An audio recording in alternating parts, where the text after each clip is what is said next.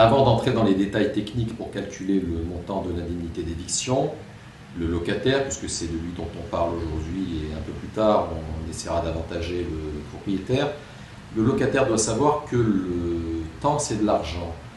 Plus la procédure durera, plus le propriétaire sera pressé de voir partir son locataire et en conséquence sera enclin à donner un peu plus que ce qu'il était prêt à donner au départ. Donc je crois que la première chose à faire par le locataire, c'est d'essayer de se renseigner pour savoir pourquoi le propriétaire ne veut pas renouveler le bail lorsque celui-ci arrive à son échéance. Alors en général, il y a trois possibilités pour lesquelles le propriétaire ne veut pas renouveler. La première, c'est par exemple qu'il veut vendre son immeuble ou son local à un promoteur.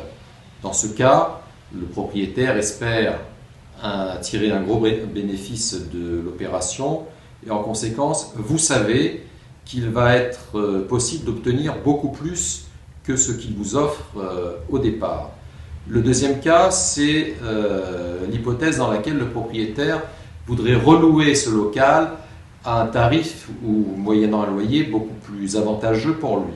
Dans ce cas, vous pouvez aussi savoir qu'il sera plus disposé à être plus généreux lorsque vous serez en procédure. Mais pour cela, il faut qu'il ait la pression du temps et qu'en conséquence, vous fassiez durer cette procédure. Enfin, dernier cas, souvent, le refus de renouvellement de bail avec offre d'une indemnité d'éviction n'est qu'un moyen de pression sur le locataire afin que celui-ci comprenne qu'on va le mettre à la porte, il va perdre son fonds de commerce, même s'il touche une indemnité d'éviction quelquefois, on préfère rester dans les lieux et continuer son activité.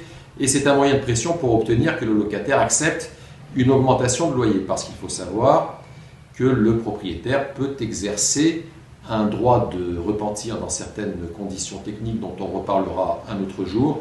Donc dans ce cas, le propriétaire n'est pas pressé et en conséquence, vous savez que vous pouvez négocier, vous devez même négocier au plus tôt avec lui.